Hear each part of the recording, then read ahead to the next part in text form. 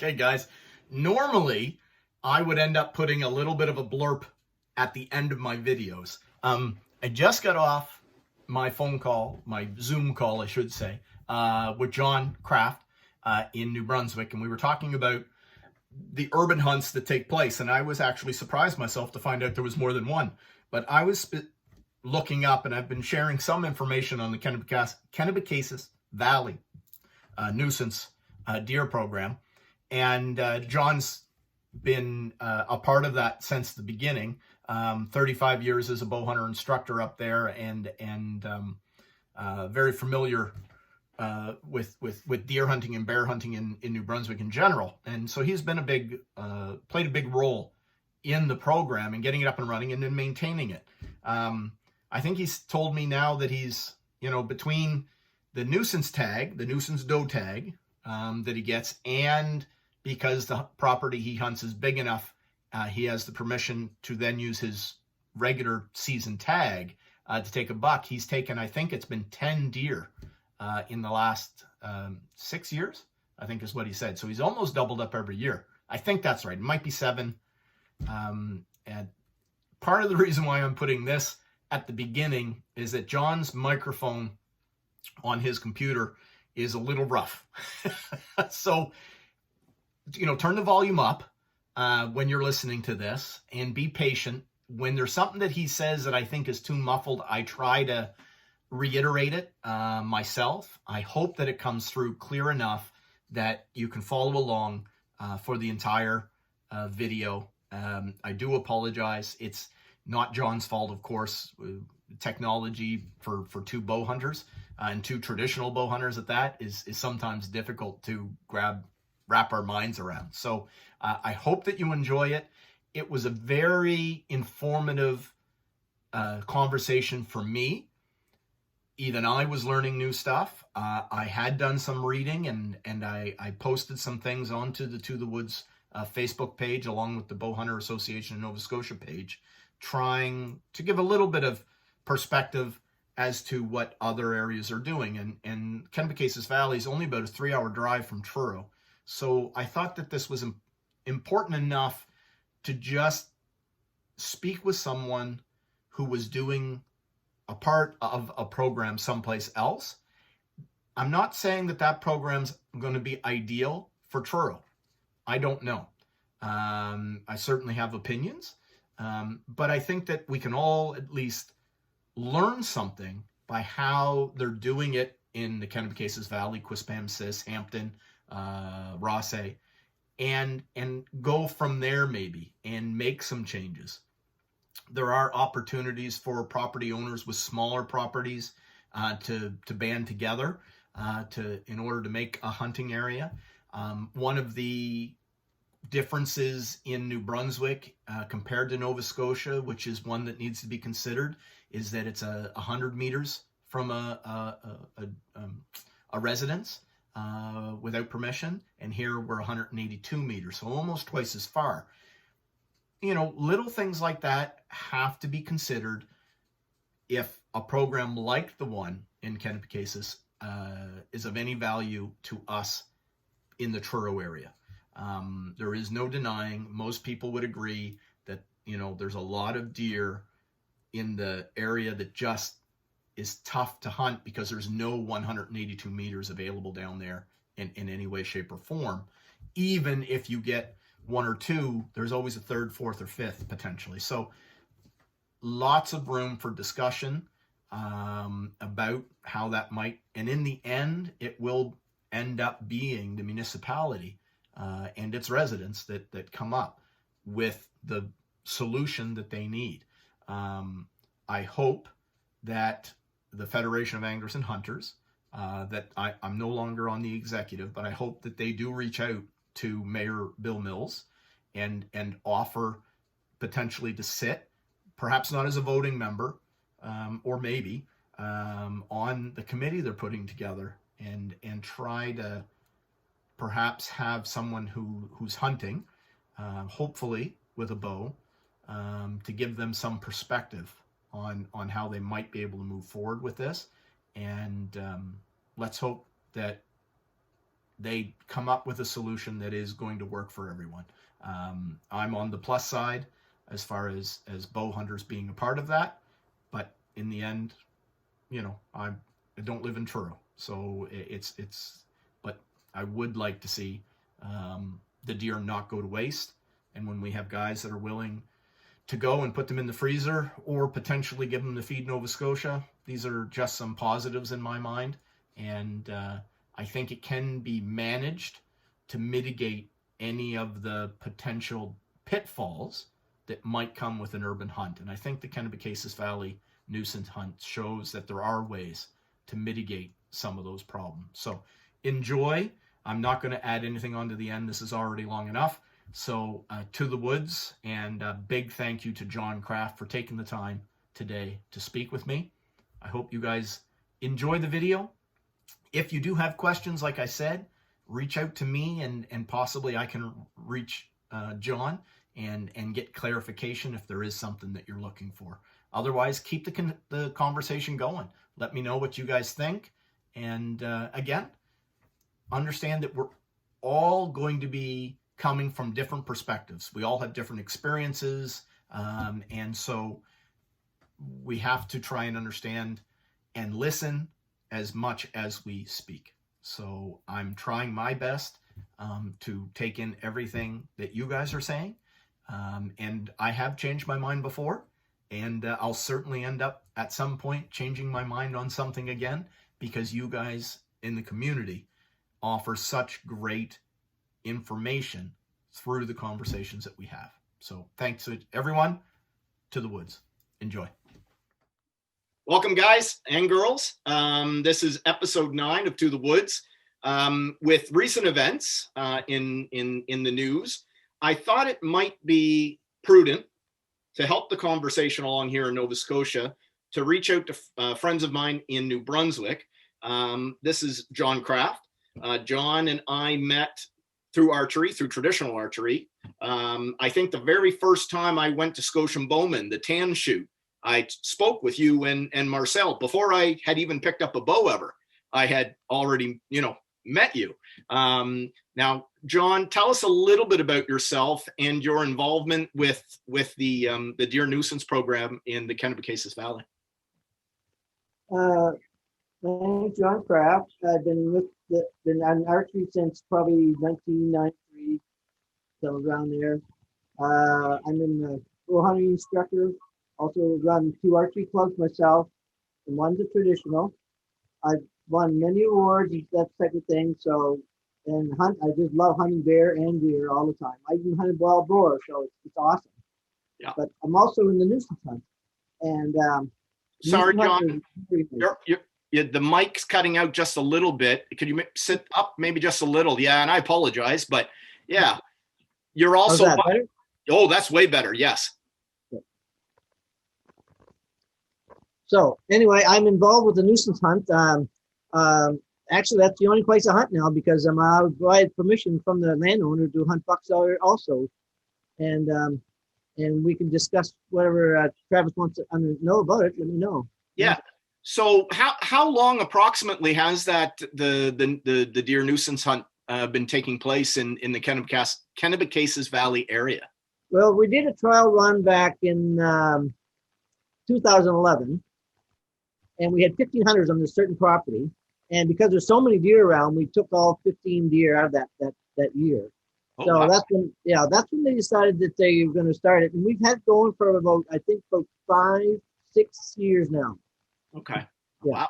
So I know that, I grew up in St. John, New Brunswick, of course, and I'm familiar with Quispamsis, Rossay, and Hampton. The deer numbers really started to rise there, mid 2000s, thereabout. That's where people started to do their complaining. Yes. What did that look like at that time? Like, what were people complaining about? Their biggest problem is they were complaining about is they're having too many accidents. We're having like 750 cars having accidents every year. And then all of a sudden there's so much pizza being on their lawns, and their $40 flowers are being all eaten, and they can't keep the deer out of their properties. And there's nothing they can do about it. Yeah. Yeah. And long as there's food there, the deer are going to be there. Well, and that's certainly something we talk about here. I mean, they have excellent shelter in many of these areas, hedgerows, and even next and in between buildings. I mean, the gardens in Rothsay and Quispam Sis, I mean, they're beautiful. They're exotic gardens as far as deer are concerned. So all kinds of food and then obviously all kinds of deer. Did they have an estimation at any time that you're aware of, John, how many deer were in the area? No, never really told somebody. But yeah, if you go on Darwin's Island, if you don't see 60 or 70 deer driving about a 2-mile range distance, then you're not looking. You can stop on the side of the road and look down in the ditch and say, "Hello, how are you doing today?" That's how the deer there is over there. Darwin's Island. Just on the outskirts of the town. Yeah. So, okay, let's kind of take it right from. Let's say that I'm still living in the St. John area or in the Quispam Sis area. I'm a bow hunter, and I'm interested because I'm a neighbor and that I'd like to try and help with the deer problem in the Kennebecasis Valley area, the specific area with too many deer. What do I need to do? Do I, first off, I assume I have to be a qualified hunter of some kind, yes? First thing you have to do is you have to have a license. You also have to have a bow course, so you can hunt with your bow. Right. Yeah. And then you have to have a piece of property to hunt it on. So the way that works is that just say somebody in Quispam Sis that has the property, and they say, "Okay, I want to get rid of some of my deer." So they call the Fish and Game Wildlife people. They contact DNR, which is Joe Kennedy, which is awesome. He's the one who designed this. It's working perfect because of Joe. And then he sends a couple officers to the property. They'll assess it and they'll say, "You can have 2 deer hunters on this, 2 tags." Right? So your buddy calls you up and says, "Travis, I got a doe tag, so you can come and you can hunt my property. All I need to do is your license number, your address, and your phone number." They send it in to DNR, and then DNR tell you, "Okay, you get your tag," and you go up to DNR and get your tag. Okay, so I'm going to ask a few questions then. All right. First question is, I understood that it's doe only. So the nuisance tag itself is for doe only. Okay. Yes. Is it an additional tag? So if, as an example, I get my 1 regular tag for regular hunting season, am I applying for an additional deer tag through the property owner? Or am I using my pre-existing tag in order? So do I get 1 or 2 deer a season? How does that work? It's an additional tag is what it is. Okay. So if you have your antlers doe tag, and then you get a tag from the landowner, you're allowed to get 2 does. Oh, okay. So I can actually use both tags on the property that's been assessed by. Okay. And I thought it was interesting. Because you said that they send out DNR send out a technician or a biologist. They assess the property, and so they come to the property. And I imagine, depending on the size of the property and a number of other different things, they then will say you can have 2 nuisance tags, 5, 10, whatever the case might be, in order to try and control the population in that smaller area. Exactly, and that's how it works. Like I hunt on a property that's 125 acres. We have 15 hunters on that. Wow. Yeah, so we've got 15 tags, so that's good. Now, there's another property that I do take care of, and it's so small, we've only got 4 tags on it, but we're only allowed to have 1 hunter at a time. Oh, right. Okay. Right?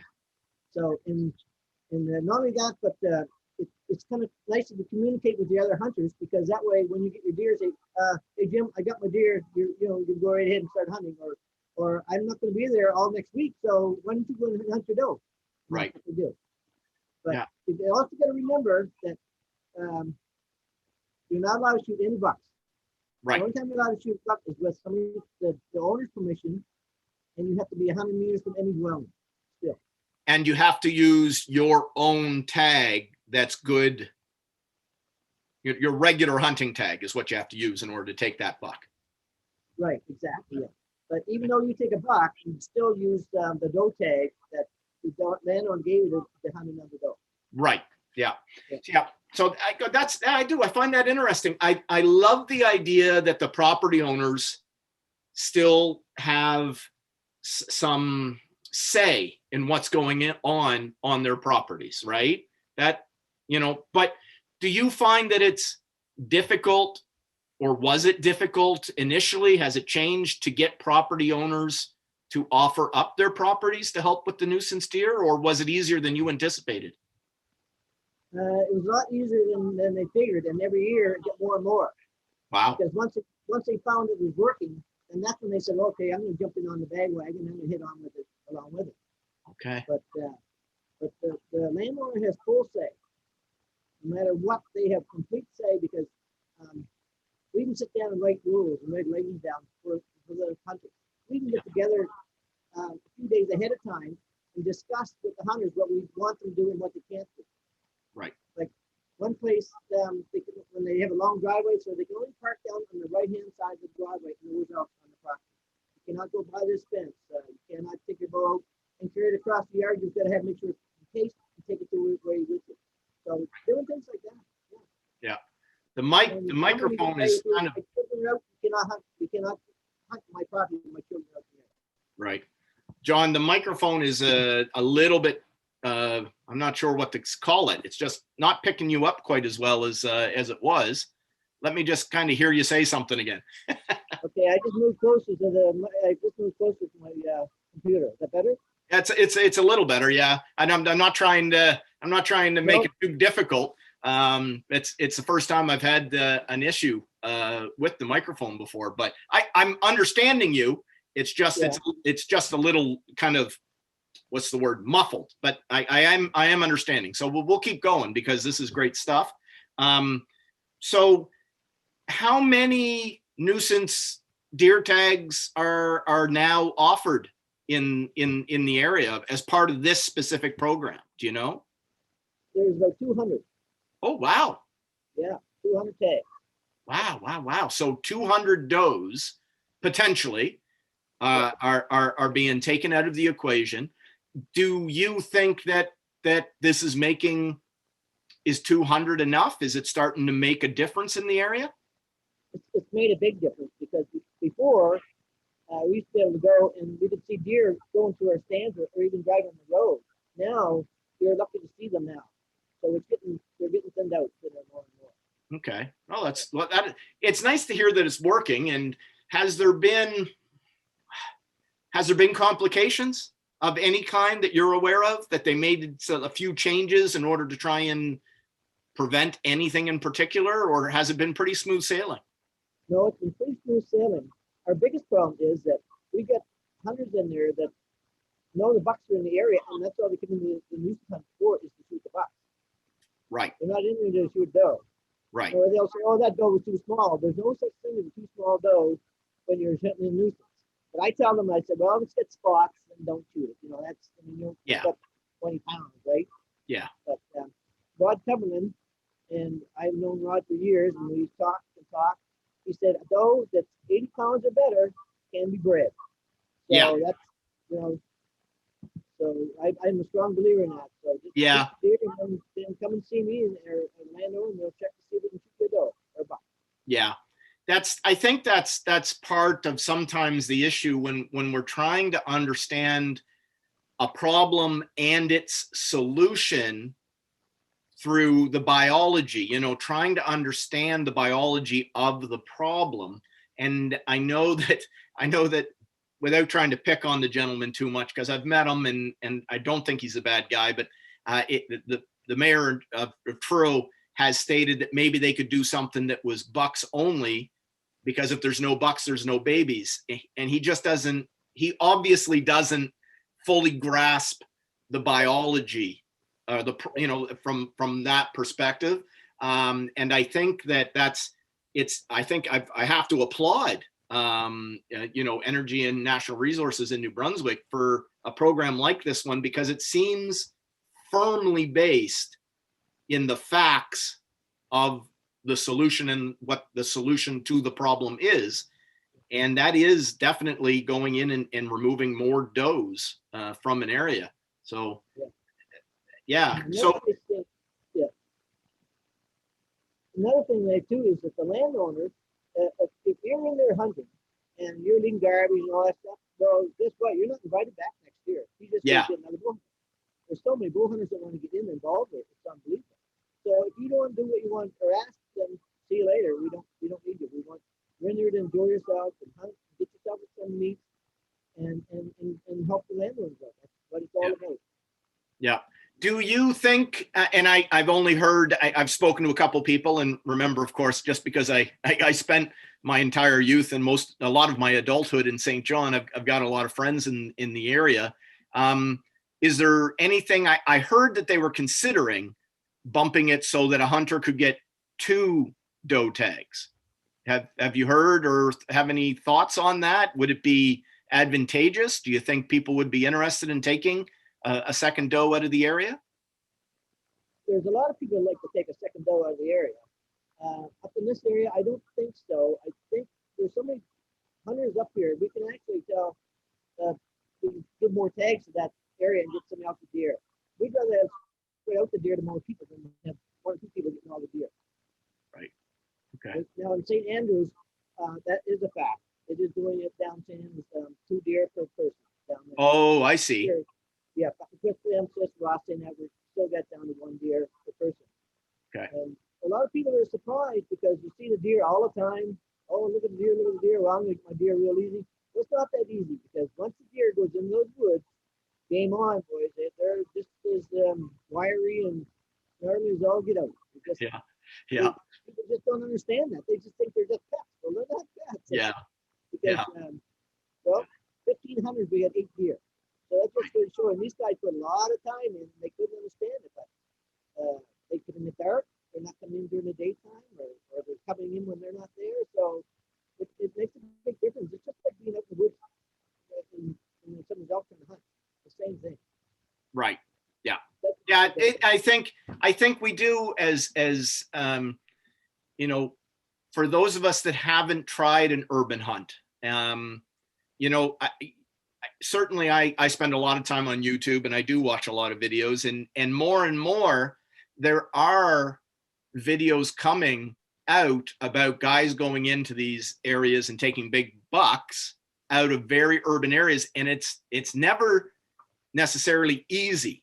You still have to be crafty. You still need to try to pattern the deer, figure out where he's bedding, and with does, it's very much a similar thing. Now, I suppose I should ask, in this particular nuisance hunt, what are baiting as an example. Are you allowed to bait at all in New Brunswick for this program, or? Yes, you're allowed to bait. You are. Just in law say, you're not. There's a bylaw saying you're not allowed to feed the animal. Sorry, John. Can you say that again? In Christmas and Rosse, there's a bylaw that you cannot feed the animal. Oh, right. Right. So you can't. You're not even supposed to feed the deer or the birds and that because people don't want the deer in the property. But right. We're baiting, so they consider it something different altogether. So we're allowed to bait. Okay. Yeah. So you're not allowed to sort of feed them as pets. The only reason you're allowed to put out a few apples is to try and bring them in, get an ethical shot, and harvest a deer and put it in the freezer. So that does make good sense to me. We also make sure that everybody stays shooting within 20 yards. I don't like any. If you're going to shoot after 20 yards, why don't you go get yourself a gun? Because you're missing the whole excitement about shooting at the end and getting off the post. So that's why I like that. Yeah. We tell them don't shoot after over 20 yards. Okay. Now, are any other hunting tools allowed outside of bows? Are you allowed to use a crossbow or a gun under any situation with the nuisance tag? You can use a rifle or a shotgun if you got the distance. If you got the distance, If right? you're 400 yards, you can, yeah, or 200 meters for a shotgun. Right. But a lot of landowners find it better with the bows. Now, we do have 2 crossbow guys in there, but we've got to teach them how to shoot properly because it's a shame that a lot of those guys still think they're shooting with a rifle. Yeah. If they look at that scope, they think they got a gun in their hand and they're just wailing away at 60 yards. And Yeah. it's a shame And because that's, all that deer takes is a step, a foot one way or turn the wrong way and it's gone. So, Yeah. boom. Yeah. So that's again part of the reason why you let them know 20 yards is the max, whether you're on a bow or on a crossbow. Right. Exactly. Yeah, I like that idea. That does make good sense. So yeah, so how many? Do you know how many areas currently? So that's the Kennebecasis Valley, St. Andrews. Are there any other urban hunts in New Brunswick that you're aware of? In Hampton. In Hampton. Okay. Hampton, yes. All right. Now they also have farmers hunt also. A what? Sorry, John. Farmers. They Varmint, also have a yes. hunt for farmers. Yeah, it's a special hunt too. Oh wow! In the Yeah. urban areas. In even in Fredericton and even then, yeah. Okay. Wow. Yeah. So lots of potential opportunities for us to learn from New Brunswick, I suppose, on a couple of different issues. So that's I'll look into the varmint one. I hadn't done any research on that yet, so I'll do that. I'll look that one up and see how that works. Because I do know that on the, especially while we're coming into this time of year, it's the it's the mating season for coyotes. Coming into January, February, I believe is well, it's just starting up, I think. Yeah. A lot of people do tend to see them out in urban areas more this time of year. Mind you, it's easier to see them in the snow too, but but this time of year they do seem to be a little more active later into the morning and earlier in the evening. So we do often get some conversation around coyotes in urban areas, and I'll look into that program because that's definitely pretty, yeah. So many things you can learn from your neighbors, right? There's another thing too, I'll let you fill in on. When this first started up, Rod Cumberland, myself, Randy McCoy, and there's somebody else, can't think who it was. Tom Byers, maybe Tom Byers. He's an agricultural biologist. Okay. Anyway, we set up a program called Elite Bowhunter, and we wrote a course. And we still have the course. So we brought to Joe Kennedy at the time when this was after Rod was moved on. Randy McCoy and I took it to Joe, and Joe he liked it, but he didn't want to use it because he wants everybody to have the opportunity, whether you've got a deer before or not, to hunt. Which I agree. I like that. That's the way to do it. Yeah, and it's there is some concern among bow hunters here in Nova Scotia about the not quite perfect shot placement. Yeah. And I think it's a valid concern. That we all know that bad shots can happen. There's no denying that. But I think that, like you said, trying to minimize the distance, trying to keep it under 20, the use of some bait to get them to come in, calm down, and then patience on behalf of the hunter to let that deer calm down a little bit. It seems like it's working for you guys. Do you guys have any difficulties, or have you had any difficulties with that? We've had a few guys have bad shots, but in New Brunswick, it's your responsibility to recover your game, right? So if it goes on someone else's property, we have to go looking for it. What we do, we go there, see the property owner, ask them if we can go on the property, go see if we can find their deer, right? So if we do find, even if we find it and sitting out on their property, and we go see the guy and he says, "No, I don't own my property," well, all you do is call DNR, and DNR sends an officer over, and he tells the guy, "No, it's his responsibility to get his deer," and you go do it. Right. That's something difficult. So there's a lot of a lot of the authority, maybe is the word I'm looking for, is being supported by your Department of Natural Resources. It really does seem like it's putting this problem, out in front. It's giving you guys the opportunity and standing and supporting behind you in order to make sure that you guys are successful in doing this ethically on behalf of the residents of Kennebecasis Valley. Yes, they're big time. They stand behind big time. And also, when they first started out, if you get your deer and you didn't get out of the woods until like 8 or 9 at nighttime, you all have to do is call a certain number, and an officer would come to Quick Bam Sis and tag your deer for you. So you have to wait for it to take the race time. Right, because there was something about you had to go to the Hampton office in order to register the deer, right? That was part of it? Yes. Right. We did them all. Right. So if there was something where that office wasn't open for whatever reason, you could you help the local police officers, you could call and they could well, I guess, what would you say, sign off on it, I suppose. No, what we do, we call the office. Yeah. We call the office and we dial 0 after the first telling us dial 0, and they contact them. Then somebody comes on the line. They contact the DNR officer. He calls you on your own phone. Oh. He says, "Where are you going to meet us?"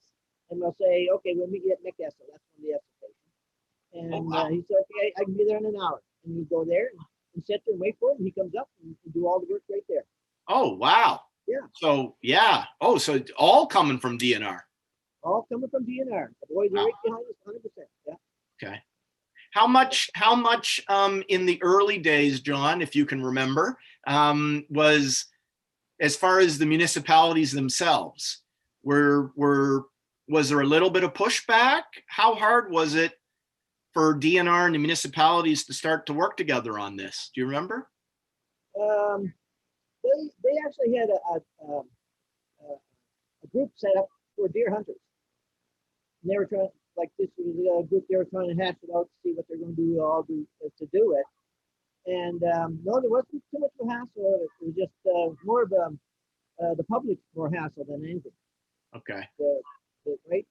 So basically, Ross and Chris Sis, they were pretty well 100% behind it once they get going at it. Wow. Just the public more than anything.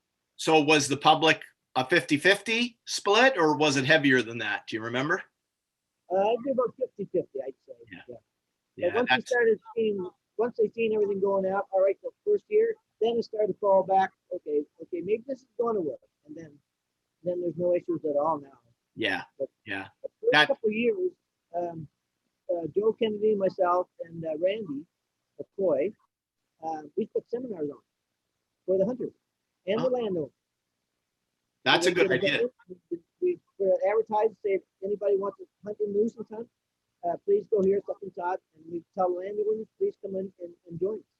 Right. And we put a seminar on, for a 2-hour seminar, and explain to them how to hunt in the Nuisance area, and how to make sure if you shoot an arrow, make sure you go find it, all this kind of thing, and show them where the bios were and where the proper places to shoot the deer. Yeah. Right. So I'll ask maybe just, I guess, lost my train of thought. That happens to me far too often now, John. You're giving me too much information. I love the idea of putting seminars on for the property owners, and here we go, it's come back to me. If I'm a property owner, and let's say that I only own 3 or 4 acres, but I have 4 or 5 additional neighbors that have adjoining properties. So can multiple property owners come up with an area big enough to allow a hunter onto a property, or does it have to be one solid PID number property? No, you can. If you have 3 or 4 landowners together, you can put them all together and make one big area. It's just that they have their own section of their hunt. So you might be on one guy's property, and your buddy might be on the other guy's property, but you'd have a different IP number or whatever it's called. Yeah. Right. But so long as there's permission, because the houses might be under in New Brunswick, it's 100 meters, I think it is, in order from a residence. Yeah. Yeah. So you can actually be closer than 100 meters from a residence, so long as you have permission from that homeowner's, right? Like like you could pretty much be sitting on the deck almost, could you not? If you were given permission to shoot, or do you have to be in a really wooded area? That all depends on the contract that the DNR gives the landowner. Okay. Like the property I'm at, we can sit right on the back deck. If there's other properties that you can't, because right. The other house is too close. Okay. Yeah. So again, I love that idea that there's a professional, right? Not just a hunter, not just a property owner, but there's someone who's doing this on behalf of DNR and going and assessing the properties and kind of setting it up in a way to minimize any real issues that might take place. That's right. Yeah. Exactly. Yeah. Oh my goodness, John. It kind of works in nice because one property, like I was saying about that before, Bill Kennedy and I, we both went to the property and assessed it after we said we could get some tags in there. And then we had to determine where they could sit to hunt. So we had the GPS out and check the distances. And we had to tell them, okay, you have to sit in a certain spot. You cannot go here or there. That's where you had to sit. And right. And they did it, because if they don't, well, they won't be there next year. They don't listen to what you say. Just throw up a ground blind and go from there, right? Yep, or freestand. Yep. Yeah. Okay. Well, this is fascinating. I could probably go on and on and on. What I might do, just because we're kind of coming on time, and we don't want to make this too long, of course. I could, I haven't spoken to you for so long. I could talk to you forever. But what I might do is, for anybody who's watching, what I'll do, and John probably won't mind, but if there's a real specific question about how it works, reach out to me, and I have John's information, and not how do I get a tag or anything like that, but if there's something that you're really sort of stuck on and you think it's important for us to understand it here in Nova Scotia, reach out to me with a question. And John, you don't mind, I'm sure I put you on the spot, but you wouldn't mind probably answering a question on something like that. This is a way forward, I think. And sometimes you have to look at how other places are handling things to give us a starting point. Some place to kind of go, okay, this seems to be working someplace else. What can we do, take from that pre-existing program and apply it potentially to our problem and part of a solution, here. So John, I really appreciate you taking the time to talk to me today. It was short notice, but it's a hot topic right now in Nova Scotia. So I really do appreciate you taking the time and speaking to me on the show. No problem. Thank you very much for asking me. But as you know, if you need any more information, just give me a shout. I got it all. Cool. If I don't know it, I can find it pretty fast. That's my line. I might not be the guy with the answer, but I can find out from somebody. I know the guy who has the answer. Yeah, exactly. Well, thank you so much, John. We'll talk again soon.